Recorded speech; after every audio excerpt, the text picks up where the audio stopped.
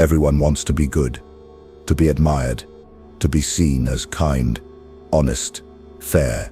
From childhood, we are told that goodness is not just a virtue, it is a strategy, that if we behave well, the world will respond in kind. But if that were true, why do the worst people often rise while the best are left behind? Why do tyrants command armies while saints beg for attention? Why does ruthlessness earn respect while honesty earns apology? Niccolò Machiavelli saw through this illusion centuries ago. He didn't hate goodness. He simply understood its limits. He recognized what few dare to admit: goodness by itself is weak. In a world governed not by fairness but by force, being good without being powerful is a recipe for failure, and worse, it invites your own destruction. The dark truth Machiavelli offers is not that good people don't exist. It's that good people are often destroyed by their belief that goodness is enough.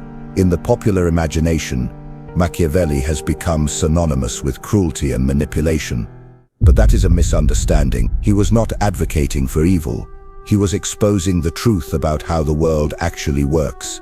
And at the heart of that truth is a disturbing observation: the very traits we associate with good people, honesty, transparency, compassion, are often the same traits that make them vulnerable. It is not goodness that is punished. It is naivety. Machiavelli observed that men are simple and so inclined to obey immediate needs, that a deceiver will never lack victims. The world does not bend to virtue, it bends to power, and power often belongs not to those who deserve it, but to those who understand how to take it. You see it in politics. The leader who tells the people only what they want to hear often wins over the one who tells them what they need to hear. You see it in business. The CEO who plays ruthless games behind closed doors ends up admired as a visionary, while the honest operator gets outmaneuvered and forgotten. You see it in relationship. The one who holds back, who maintains mystery, who never fully reveals themselves, often commands more respect and desire than the one who gives freely, loves openly, and hopes to be chosen just for being kind. This is not fair. But Machiavelli would remind you that fairness was never the game. Influence, control, survival, these are the currencies of power, and good people, for all their virtues, often lack the discipline to trade in them. Because good people talk too much. They believe in transparency. They believe that by revealing their hearts, their thoughts, their plans, they will earn trust. But as Machiavelli warned, speech creates commitments. It binds you. It exposes your intentions. It gives others the tools to manipulate you. Silence, on the other hand, creates freedom. Strategic silence is the fortress of the wise. It denies enemies leverage and forces the world to guess, not prepare. Good people also assume others are like them, that everyone plays by the same rules, that intentions matter more than outcomes. But as Machiavelli wrote, men judge generally more by the eye than by the hand, because it belongs to everybody to see, but too few to feel. Appearances, not intentions, shape perception. You may intend kindness, but if you appear weak, the world will treat you accordingly. You may mean no harm, but if you lack control, others will impose their will upon you. Consider this: the more noble your motives, the more others will assume you are safe to challenge, because you will not strike first. You will hesitate, you will forgive, you will explain. And in that pause, in that kindness, in that restraint, you lose, not always in grand public failures, often quietly, slowly, incrementally, until your relevance fades, your voice softens, and the world moves on to listen to someone louder, colder, bolder. This is the tragedy Machiavelli recognized, that in a world built on perception and strategy, good people rarely win, because they refuse to see clearly. They cling to ideals in a world that rewards outcomes. They chase admiration when they should pursue respect, and they hope to be chosen, instead of choosing their path with ruthless clarity. He would not tell you to abandon your values, but he would urge you to protect them with strategy, with discipline, with because even the noblest prince must imitate the fox, as well as the lion, the fox, to detect traps, the lion to frighten wolves. Without cunning, your goodness becomes bait. Without strength, your compassion becomes your cage. Machiavelli did not celebrate cruelty. He revealed that the world often does, that the crowd is vulgar, not in morality, but in attention. They are drawn not to virtue but to victory, not to truth, but to confidence. And confidence, real or performed, comes not from being right, but from appearing unshakable. So if you are good, protect that goodness, but do not make it visible to all. Do not trade it for praise. Do not explain it to those who have not earned your trust. Your goodness is a weapon, but only if you wield it with precision, not as a performance, but as a power. Remember this: the world respects what it cannot predict. It fears what it cannot control, and it follows those who move in silence and strike with purpose. Machiavelli's shocking truth about good people is not that they are wrong, it is that they are often unprepared. They believe they can win a strategic game with moral arguments, but the game doesn't care, only the outcome does. If you want to win, goodness must be sharpened, not shared, guarded, not given away, delivered through action, not explanation. The world may not be just, but with the right mindset, you can still win within it. You've been told that goodness is a virtue, but Machiavelli would ask, is it a useful one? In the hands of the unprepared, goodness is not just ineffective, it is dangerous, because those who rely on it often abandon the very traits required to protect it: caution, control, strategy. And that abandonment is precisely what allows those without virtue to rise. Look around, the quiet ones who study the room before speaking, the ones who keep their plans private, the ones who smile without ever explaining what they're thinking. These are not always cruel men, but they are rarely naive. They understand what Machiavelli understood, that moral purity without strategic mastery is a kind of self-sabotage. Because the world is not waiting to reward your honesty, it is watching to see if your honesty can be exploited. This is why Machiavelli emphasized appearance over essence. The vulgar crowd is always taken by appearances, he wrote, and the world consists chiefly of the vulgar. You may value sincerity, but sincerity is invisible. What the world sees is your control, your restraint, your ability to act without revealing your process. That's what inspires fear. That's what commands respect. And often that's what keeps you alive in a political world. Good people love to declare. They declare their dreams. They declare their emotions.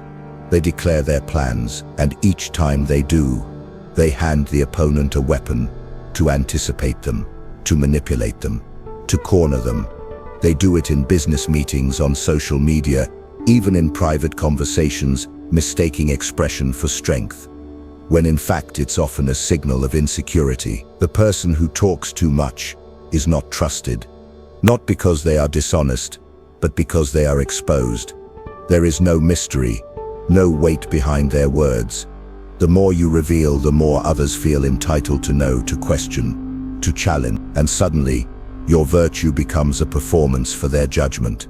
You are no longer feared, you are tolerated, and eventually forgotten.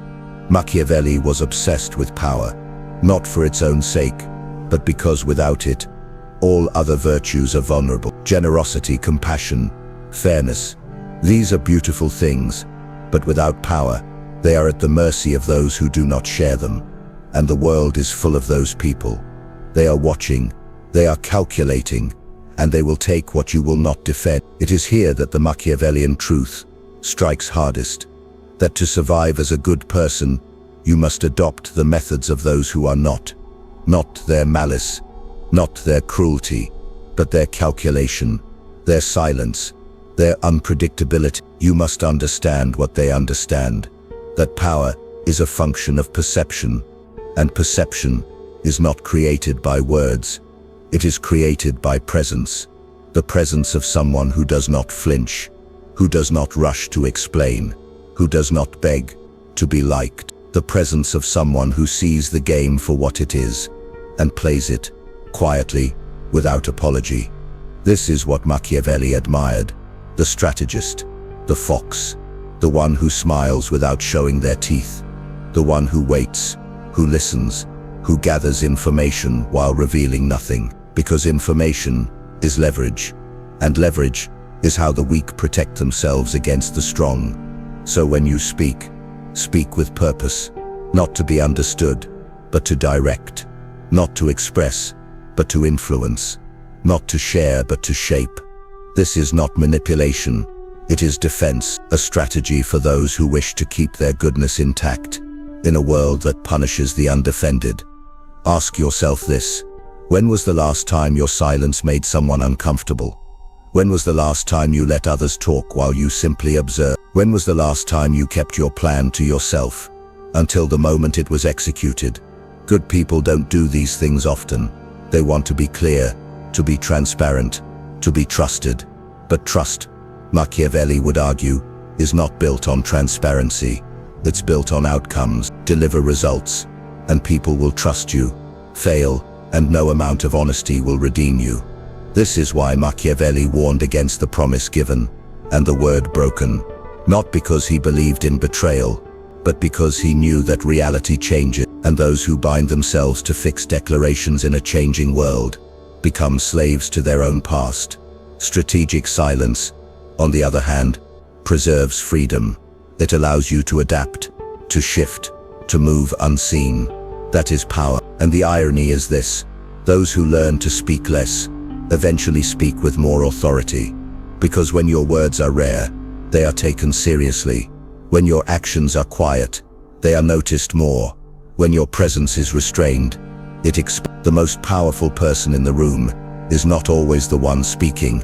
It is often the one listening, watching, calculating, and when they do speak, everyone listens. So if you are good, be good, but do not be loud. Be sharp, be quiet, be deliberate. Let others overshare, overcommit, overexpose. You do not need to join them. You are not here to be liked. You are here to be respected, to be understood without needing to explain yourself, to move with precision, and to win not in noise, but in silence. There is a cost to every word you speak. Most people never calculate it. They assume speech is harmless, that clarity is always virtuous, that openness is always noble. But Machiavelli would urge you to reconsider. He would ask, what did your last conversation cost you? Did you gain leverage or lose it? Did you gather insight or give it away? Because in the world of power, speech is currency. Every sentence is a transaction, and those who spend carelessly are quickly impoverished. They talk too soon. They talk too much. They talk without purpose, and in doing so, they create liabilities, commitments, expectations, exposures that cannot be undone. Machiavelli understood this better than anyone. He lived in a time when one careless word could mean exile or execution. But even now, when the stakes are less deadly, they are no less real: a bad impression, a lost deal, a manipulated outcome. These are the punishments of uncalculated speech. They do not come with fanfare, but they are felt slowly, quietly, fatally. Good people, especially, are seduced by their own honesty. They believe that if their intentions are pure, their words will be harmless. But this is an illusion, because the world does not judge intentions. It judges signals. And when you speak without restraint, you send signals you cannot control. This is the fatal error, assuming others will interpret your words the way you meant them. But people interpret based on their fears, their biases, their agendas, and so your transparency becomes a weapon in their hands, not yours. This is why Machiavelli taught restraint, not silence for its own sake, but silence with a purpose. Strategic silence, the kind that creates ambiguity, that forces others to guess, that denies them the satisfaction of knowing what you truly think. Because when they don't know, they hesitate. When they hesitate, you gain time, and in power, time is advantage. Think of the most powerful people you've observed, the ones who speak rarely, but with impact, who never reveal too much, who always leave you wondering what they're really thinking. That's not just charisma, that's calculation, that's design, that's power, in its purest form, presence without exposure. Now consider the opposite, the person who over-explains, who fills silence with nervous words, who reveals their strategy before it's tested, who declares their goals before they've gathered strength. That person may be liked, but they are not feared. And if they are not feared, they will never be followed. This brings us to Machiavelli's most controversial truth. It is safer to be feared than loved. Why? Because fear creates distance, and distance protects power. Love demands proximity, explanation, vulnerability, but fear allows you to control the terms of engagement, to decide what is shared and what is withheld. That doesn't mean cruelty. It means discipline, precision, the ability to hold your cards close, even when others demand to see them. The strength to let silence do the talking, and the wisdom to understand that mystery is not weakness, it is a signal of strength. Good people struggle with this. They think being silent is dishonest, that withholding information is manipulation. But that's because they confuse virtue with exposure. They believe truth must always be told, but Machiavelli would ask, to what end? If revealing the truth weakens your position, who truly benefits? The purpose of truth is not to satisfy others, it is to serve reality. And reality is shaped by outcomes, not disclosures. So when you feel the urge to explain, pause. When someone demands your thoughts, listen instead. When the world pushes you to speak, resist. Not always, not forever, but until the moment when speech serves your goals better than silence. This is the art of strategic timing, the recognition that not every truth needs to be told now, that some truths are more powerful when revealed later, or not at all, that a single sentence well placed can accomplish more than 1,000 offered in haste. Consider how this plays out in negotiation. The person who breaks the silence first often loses, because they show need, they show anxiety, they give the other side insight into their urgency. But the one who waits, who allows silence to stretch, forces the other to fill the void. And in filling it, they often give away more than they intended. Or consider leadership. The leader who responds to every criticism, who explains every decision, who tries to appease every complaint, soon loses authority, because they become reactive, predictable, transparent. But the leader who chooses their words carefully, who speaks with intention, not impulse, commands respect. In relationships too, this truth holds. The person who overshares too quickly creates imbalance. They offer more than the other has earned, and in doing so they shift the dynamic. They become less valued, not because their emotions are wrong, but because their timing was. Machiavelli would remind you, never give for free what others should earn. That includes your words, your plans, your emotions. Reserve them, protect them, reveal them only when their impact is guaranteed. This is not coldness, it is control. It is the mark of someone who understands the battlefield they walk through, who understands that even love must be protected by boundaries, that even kindness must be delivered with strength, that even truth, if shared carelessly, becomes dangerous. You were taught that the truth will set you free. Machiavelli would amend that. The truth, when shared wisely, may set you above. So hold your silence, not out of fear, but out of mastery. Speak not to please, not to be seen, but to shape reality.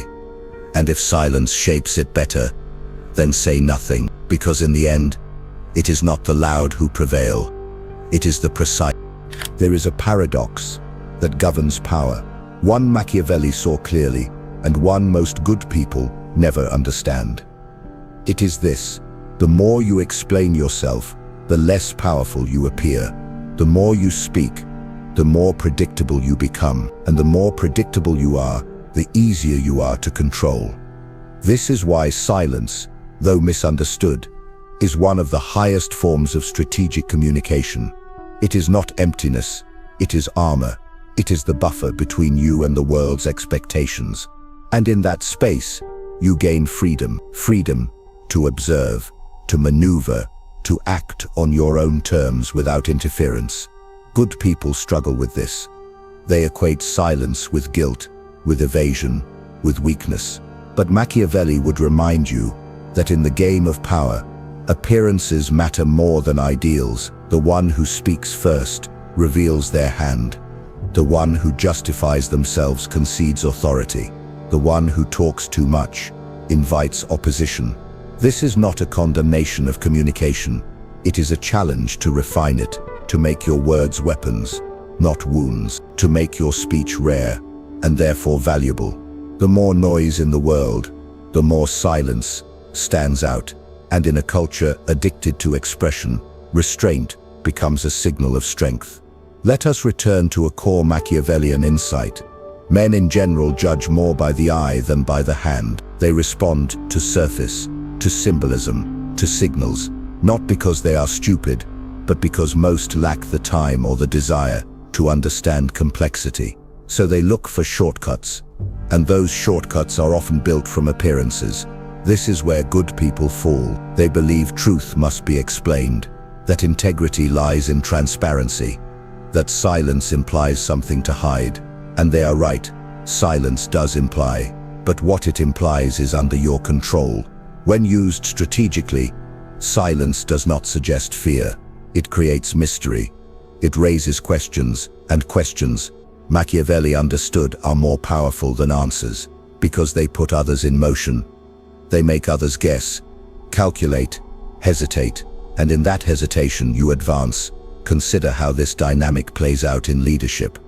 The greatest leaders are not those who speak constantly. They are those whose silence is loud, whose pauses command attention, who say little but say it with such precision that their message ripples far beyond the words themselves. These leaders understand that explanation reduces gravity, that justification breeds doubt, that to maintain respect one must preserve a sense of distance. That distance, Machiavelli believed, was essential. It creates a line that others cannot cross, a barrier that protects your authority from becoming too familiar, too accessible, too exposed. When a leader becomes too known, too ordinary, they lose the aura that makes leadership effective. And once that aura is gone, they are no longer followed. They are merely managed. Good people seek connection. They want to be understood. They want to feel known. But power does not flow from connection. It flows from perception. And perception must be cultivated, not given away. You must ask yourself, are your words building your influence or dissolving it? Are you speaking because it's necessary or because it's expected? Are you revealing out of confidence or out of compulsion? Machiavelli would tell you, speak only when silence no longer serves you. Until that moment, wait, watch, measure, because what is withheld carries more weight than what is spilled. The silent man forces others to confront their own thoughts, their own doubts, their own ambitions, and in that internal chaos, you remain steady, untouched, unread. This is the art of dominance through stillness. It is the lion who does not roar, the prince who waits behind closed doors, the strategist who observes while others perform. These figures do not need applause. They command attention by refusing to ask for it. In practical terms, this means fewer explanations, less emotional urgency, more pauses. It means letting your silence speak louder than someone else's noise. In a meeting, say less. In a conflict, respond later. In a negotiation, listen longer, not to appear distant, but to become unshakable. Because speech, when overused, cheapens itself. It reveals your rhythm, your mind, your fears. But silence, true, intentional silence, creates pressure, and under pressure, the unprepared break. Let them break. Let them talk themselves into corners. Let them overshare, overcommit, overextend. And when the time comes, speak once, clearly, decisively, and leave no doubt. Machiavelli would not want you to abandon your values. He would want you to fortify them. to wrap them in discipline, to use them like weapons, not decorations, because the world does not reward who is most virtuous. It rewards who is most prepared, and preparation includes silence. Do not let the world extract your thoughts before they are ready. Do not allow weakness to dress itself as vulnerability. Do not confuse noise with progress. Speak when your words will change the room, not when they will fill the air. In the end, good people must learn this. It is not enough to be right. You must also be unreadable, not to deceive, but to defend, not to isolate, but to remain in control. Because in a world of endless voices, the one who waits, the one who watches, the one who whispers only when necessary, that is the voice that echoes the longest. There is a reason why the quiet man is often the most respected in the room. It is not because he lacks opinions, or power, or plans. It is because he has learned the ancient truth that Machiavelli whispered through every page, that silence is not absence. It is presence multiplied. In today's world, we are taught to speak, to brand ourselves, to update, share, confess. Every platform begs us to stay visible, stay loud, stay current. But Machiavelli would raise a cold eyebrow at this noise. He would remind you that power grows best in shadows. That influence thrives, not in the constant assertion of self, but in the restraint that forces others to wonder what you're really thinking. Good people have not been taught this.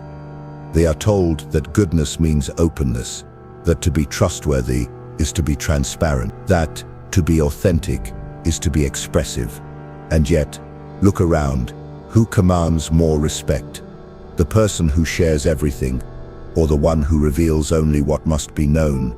The answer is clear, because when you speak too much, you hand your mind to the world on a silver platter. Every thought, every feeling, every doubt is now public property, and what is public loses its value. What is abundant loses its power. Machiavelli knew that silence was not a void. It was leverage. It was space others would rush to fill, and the more they filled it, the more they exposed themselves. The loud are vulnerable. The transparent are predictable. The expressive are easy to influence. But the silent, they are terrifying. Not because they are cruel, but because they are unreadable. And when you cannot read someone, you hesitate. You tread carefully. You assume depth. You project power. You negotiate with caution. And in that hesitation, the silent man holds control. This is why Machiavelli urged princes to be both lion and fox, to project force when needed, but to move with cunning where force would fail. The fox says little, sees everything, and survives. He survives because he knows when speech invites danger, when expression opens doors to betrayal, when truth, prematurely spoken, becomes a noose. Now, apply this to your world. You walk into a room, you want to be liked, you want to be respected, so you speak quickly, often, without calculation. You believe that clarity will earn you trust, that honesty will earn you friendship, but what it actually earns is predictability. You become a known quantity. You lose the edge. People don't respect what they understand. They respect what they cannot explain.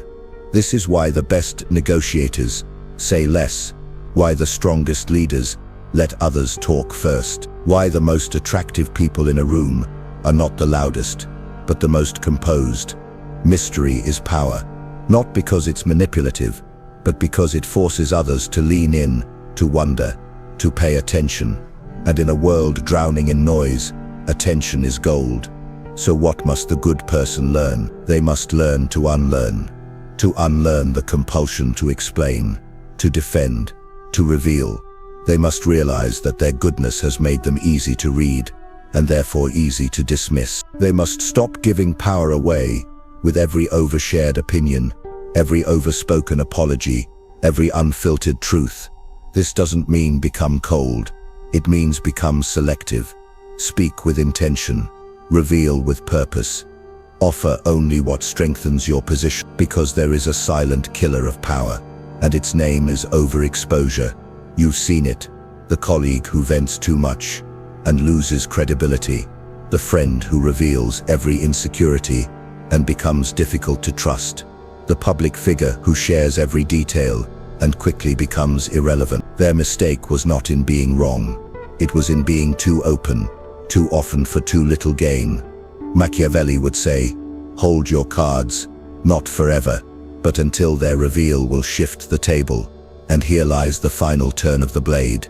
Good people are not just vulnerable because they're honest. They're vulnerable because they need to be seen. They want to be understood. They believe that connection will protect them. But connection without power is dependence, and dependence is dangerous. If you must connect, do so from a position of strength, one where your silence builds anticipation, one where your words are not habits, but decisions, one where people don't just hear you, they wait for you. In that wait, power is born. This is the Machiavellian paradox. The less you say, the more you're remembered. The less you explain, the more you're believed. The less you show, the more they assume. And in their assumptions, you gain influence. Without action, your reputation expands, not by your declarations but by your discipline. Your presence deepens, not by your noise but by your silence. And your authority grows, not by demanding it, but by withholding just enough to leave them wondering. This is the strategy of power, and it belongs to those with the strength to stay silent while others waste their power trying to be heard. Most people never realize when they lose power. It doesn't come with a loud collapse or dramatic confrontation. It slips away quietly, through needless words, through overexposure, through a need to be understood. Machiavelli saw this erosion centuries ago. He saw that people, especially good people, weaken themselves not with their actions, but with their mouths. Because when you speak too freely, too often, you invite the world to participate in your power. And once they're invited, they will not leave. They will question you. They will doubt you. They will criticize you. And eventually, they will reshape you. That is the final, fatal cost of overcommunication. You stop leading and start adjusting. You become reactionary. Your decisions are filtered through the fear of how they will be received. You explain more. You compromise more. You surrender more. Until one day, you wake up and realize you're not the strategist anymore. You're just another loud voice trying to stay relevant.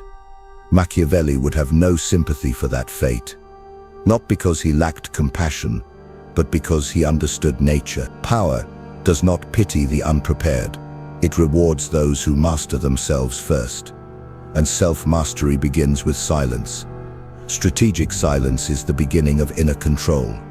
It is the practice of thinking before speaking, feeling without reacting, observing without interrupting. Most people believe strength is shown through expression, but Machiavelli believed that strength is proven through restraint.